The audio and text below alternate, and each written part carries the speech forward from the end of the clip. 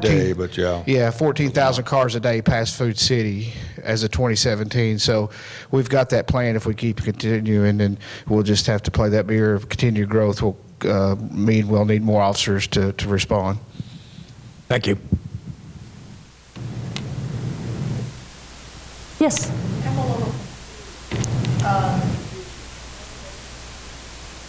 I'm confused about the renovation cost on Stonehenge. You say the clubhouse, and then you said the restaurant. Is it inclusive of both of those? It's the whole building. The whole building's being renovated. Yes. So they're doing the entryway and the pro shop and the restrooms, the serving area and the dining room. That will be done. They're starting that this fall. That's what they're working on this fall. And then next year, then they'll reopen the restaurant.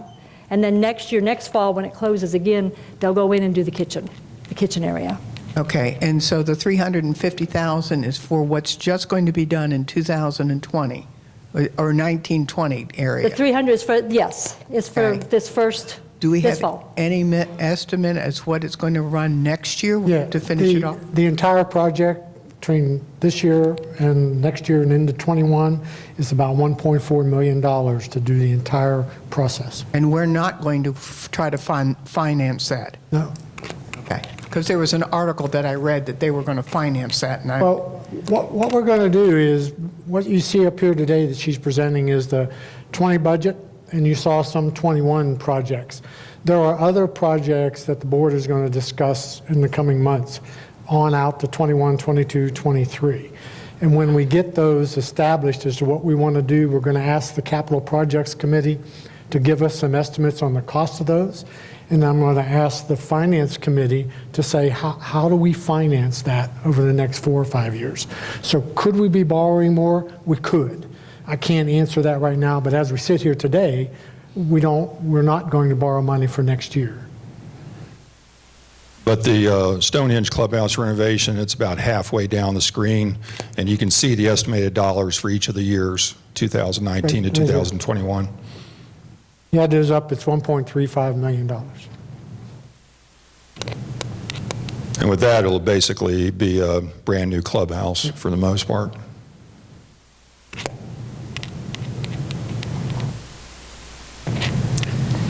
Any other questions? How do we ever get over the attitude of Crossville that we don't need any tax money and we don't need anything because we live in these huge houses out here and we don't think their police department is sufficient. We don't think their fire department is sufficient. We don't think their ambulance is sufficient. So just go ahead and pay for it all yourself.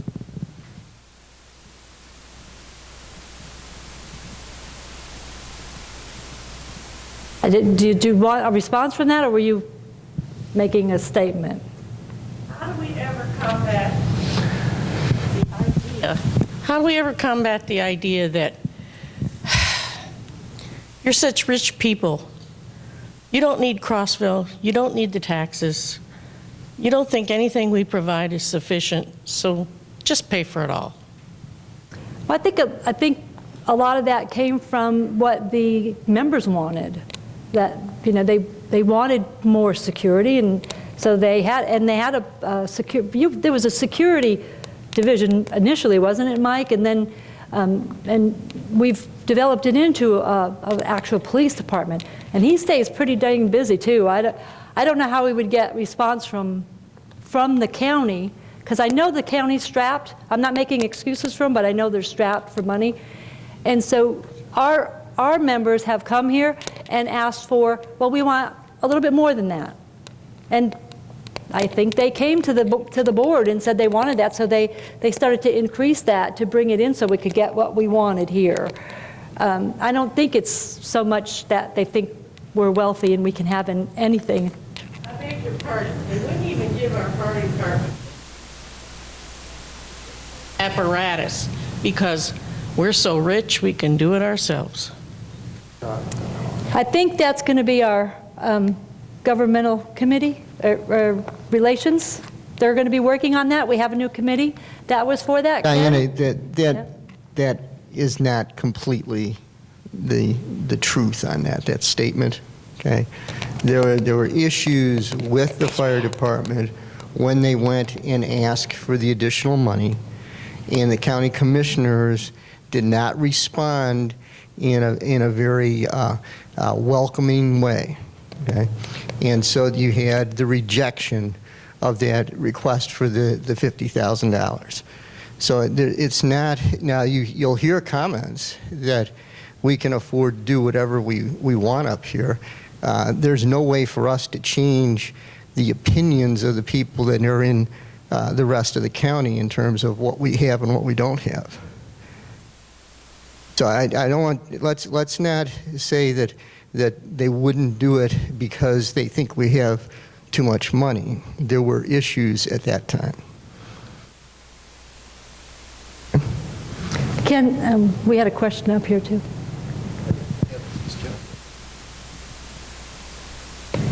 Yes. I have a question regarding the CCC running at a negative balance of 500 and some thousand for the year, and the food and beverage, which is only running at 360,000 negative. Why are we so concerned about the food and beverage when we're only losing 360,000, when we're losing 500 and some thousand on the CCC every year? Seems like a whole lot more money we're losing on the on the community center than we are on food and beverage. But it doesn't seem to be a big deal to anyone. Well, Can you explain that? I would say to you, first of all, it's not that it's not a big deal. It is a big deal. $500,000 a year is a lot of money. I think, though, when you look at this building, it's hard to get the revenue in here.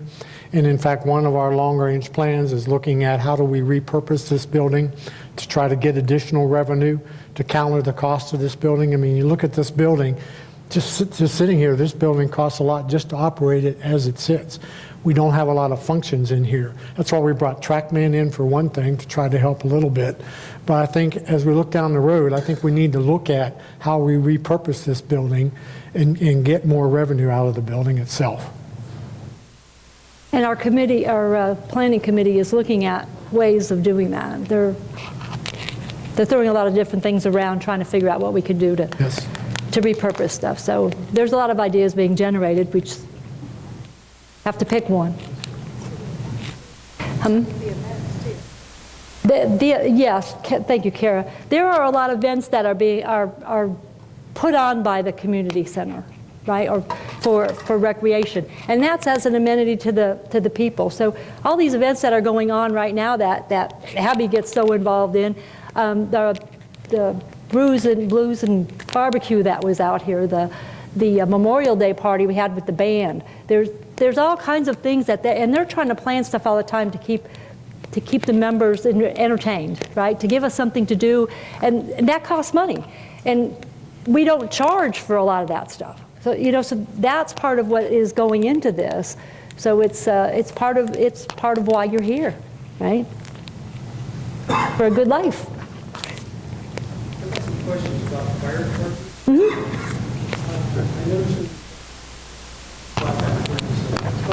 Turn the mic up. Turn your mic on, please. Is that better? Yes. Yes. Okay. A couple of questions on different areas, but one of the things I question is with the fire department. I noticed in the slides, and as I said earlier, they kind of go by quick, but you've allocated enough money to replace the roof on the fire station, which has been leaking for some time, so that's a really good thing. Secondly, it looks as though you're funding the fire department at the same level this year, next year as this year, and yet they've had significant increases in liability insurance, and they need some equipment. They've got vehicles that are long overdue to be replaced. Are we looking at doing something more for the fire department at some point in time? Yeah, their entire budget this year, I think, is around $260,000 for 2020, and we're funding $120,000 of that. That's almost 50% of their budget. And when we met with them, we said to them, we're going to fund basically your operating fund. And what you need to do is provide the pancake breakfasts and all those fundraisers to support your capital projects. We do sit down with them every year and look at it. This year we sat down, looked at them, and said that we didn't see a need to increase that operating budget. So you've looked at the equipment list and decided that they didn't need any particular No, I equipment? didn't say that. I said we think that they came back to us and said, we're going to do capital purchases through the pancake breakfasts and other fundraising activities. We need you to help us support the operating fund. And so we gave them $120,000 or will to support their operations. Secondly, I have a question about total debt. I didn't say anything about that. What is our total debt, and what's the amount of the debt has declined from last year to this year? Kara, can you go down? The debt service? Well, for one thing, if you Yeah, saw that, the sewer debt got paid off in October. Good. Okay, and the fiber optic debt's going to get paid off in February. And so that's why you see a decrease from last year or this year to next year. I understand that. Okay. But what total amount did we pay off in debt this year? You have that slide, don't you? Yeah, How she's much we trying to- paid off? We got to find the slide.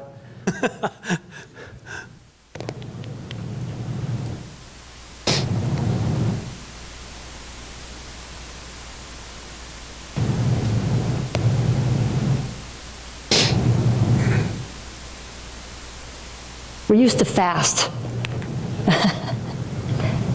So you'll see the balance of the loan, like the projected balance, ending balance of 19 is about 1.8 million. Right. And then at the end of 20, it'll be about 1.5.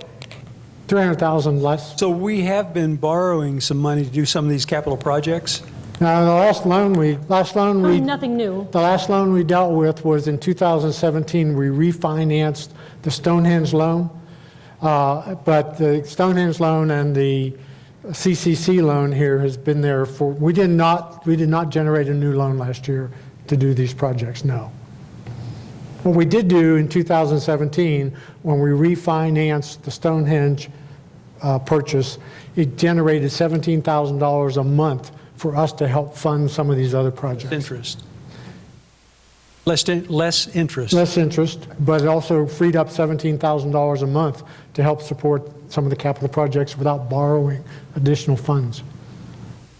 So it's anticipated that in 2020 that total debt will not rise, or it will be diminished to some extent? Well, as I said earlier to her question, if you look at the projects we have on the books right now, we don't need any more debt.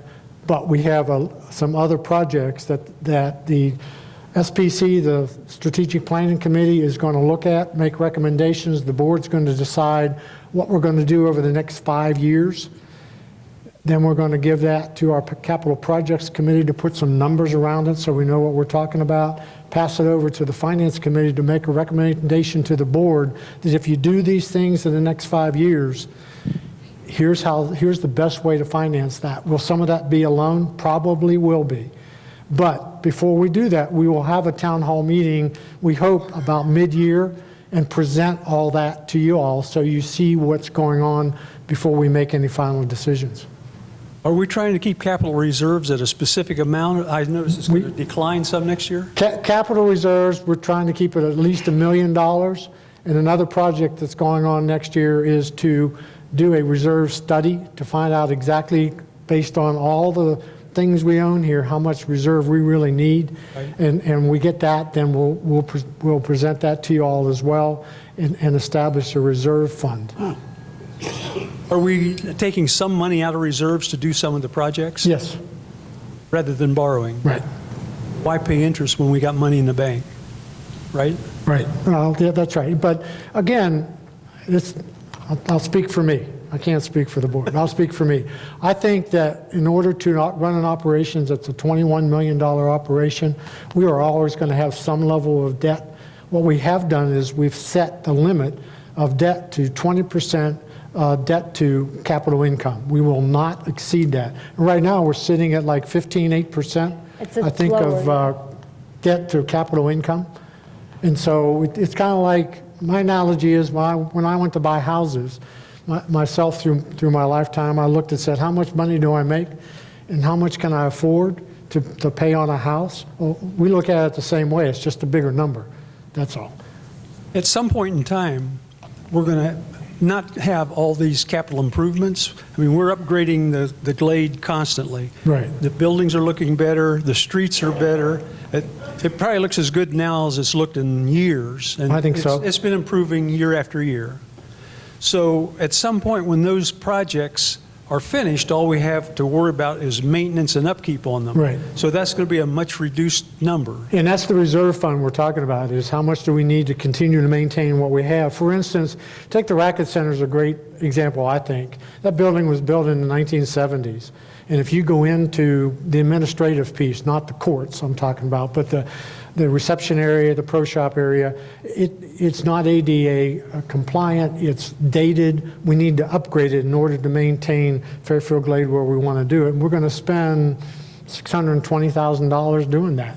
That's going to continue. We're talking about when do we update Heatherhurst Clubhouse? When do we do something with the building where Legends is? That building is a 70s building. Right. All those things that's what we're going to talk about over the next couple of months and present some plans for the next 5 years.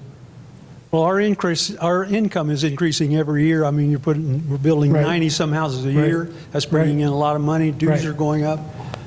So at some point in time, I would think that we get to the peak of that and we start going down on all these expenses that we've had, because we won't have all those new projects. We'll have upkeep more than anything else.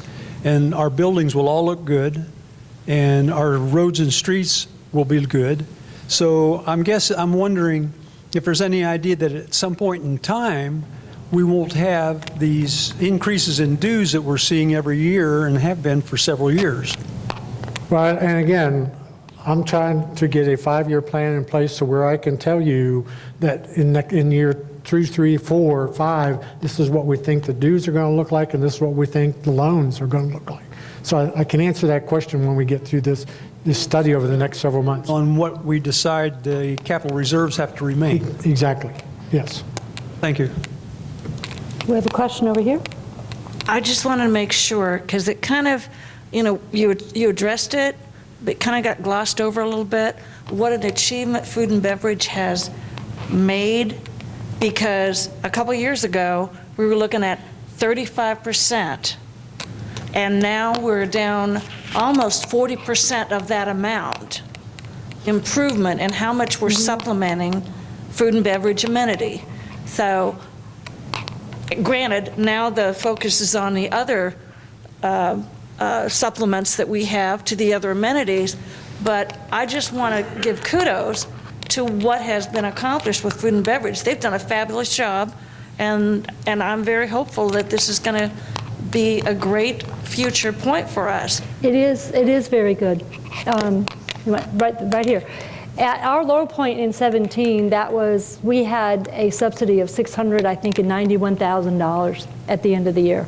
We're today sitting at about 344, and we only have 2 months left. So we're doing much better this year than we've done, and we're projecting next year to be better. So yes, it has. And that gentleman right back there, Bob Weber, he has been doing that work, for the last year. That's part of the savings, is because we didn't have someone in management. He's been doing it. So he's been putting a lot of changes in to make this happen, and it is looking much better. It is looking better. Yes, we have another question. Back here, Denise. Back here? Yeah, I recently heard that the county's in arrears on a bunch of lots here. What is the board doing to collect that money? Okay, so let me Okay, look, This is, we're talking about the delinquent lot inventory that the county holds, okay? Those lots are lots that were purchased here by someone.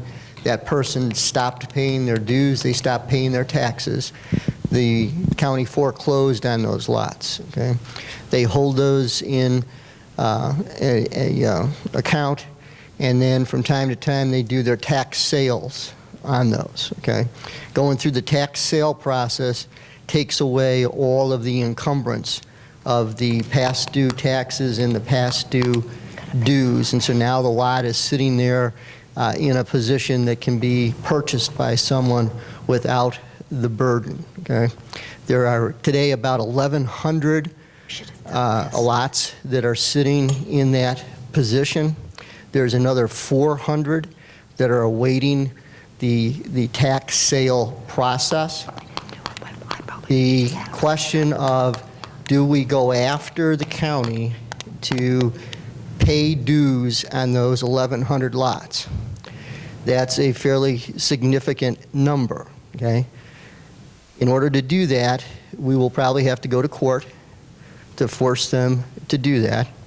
If the finding is in our favor and they're forced to pay that, okay, then we will get somewhat of a windfall, okay? What you will establish at that point is an 1,100 vote voting block controlled by the county, okay? This is exactly what happened several years ago when there were some property owners that sued the then developer, went to court. The Tennessee Attorney General sided with the residents, and what did we get out of that? We got the vote, the Wyndham voting block as a result of that legal action. Okay, they didn't have that voting block until they went to court. Our position is that we really don't want a Wyndham voting block and a county voting block that would then govern our elections and our outcomes. So we are not in favor of forcing them into paying the dues that are owed for that. However, we are talking with the county about trying to reach an agreement that will allow us to have more control over those lots. Because if they sit prior to tax sale, in order to buy that lot, you have to pay all the back dues and all the back taxes. So that doesn't go away until you come through the tax sale process. There's no motivation for the county to move those lots through the process if at the end of the tunnel they end up needing to pay dues on those lots. So we're trying to work through an arrangement with the county that will allow us to take control of those lots after they come through the process. We're working on that, and this current county administration is eager to reach agreement on that. So we are expecting that sometime probably in the next 6 months at the most, we will probably have an agreement with them to do that. But it will probably not result in a major windfall to us in terms of dollars, but will more than likely result in our being able to control those lots.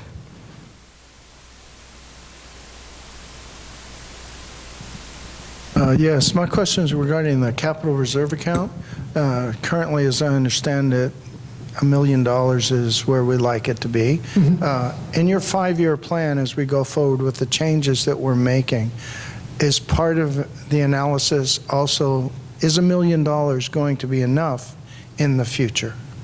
Yes, it is. Yeah, that's definitely, matter of fact, we'll start with that number if we can, of how much reserve we need before we go and start planning on spending more money, because we need that reserve just to maintain, as he pointed out, what we have. So that will definitely be part of that study, yes.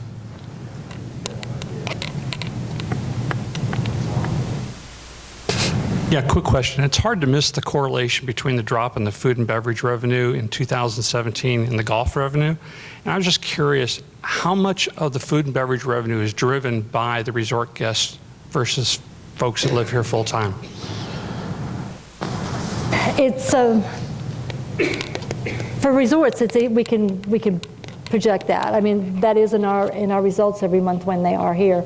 Members is a little bit more difficult because people don't always identify themselves when they come into the restaurant. I think it's higher than we project when we're looking, because we only see if our member comes in and they do use their card, then we can see that we've actually had a member come through. But if they don't, then it's hard for us to tell. But as far as the amenities like golf brings a lot of money into food and beverage. You know, the golfers bring a lot of money in. And we get a lot of guests, and we get a lot of stay and play people, and Jeff can probably answer that much better than I can. We typically do a recap each month on that, and Bob, that sits like 15-17% of like revenue. Yeah, I think in total, the resort guests generate about 15 to 16% of our amenity revenues. Food and beverage, I want to say through September, is around 12%, and I think golf was around 16%, something like that.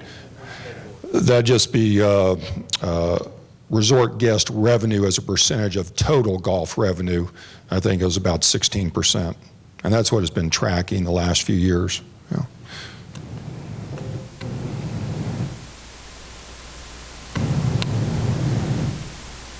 In my opinion, you know, we got all this money flying around. The fire department ought to have anything they need. We got men putting their life on the line if we had a fire like Gatlinburg, and they need everything we can give them.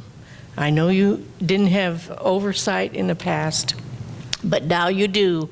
Let's make sure their lives are protected.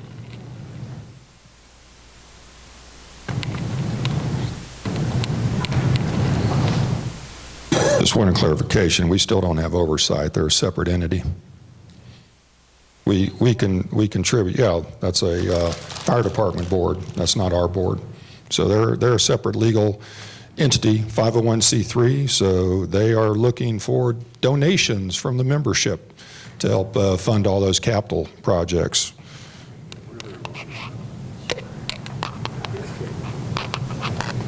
Okay, well, I would encourage you to tell your friends and neighbors that this whole video will be on the website, the slideshow will be on the website. Ask them to go look. This is a proposed budget. The board will meet in December to actually vote on the budget once we receive all the feedback. You can go to the website or the email that was up there, send your questions, send your comments. In December, when the board meets, we will go through all those before we make any final decision on the budget. So there's still opportunity for those of you here and anybody that's not here to take a look at this and give us your feedback. Thank you.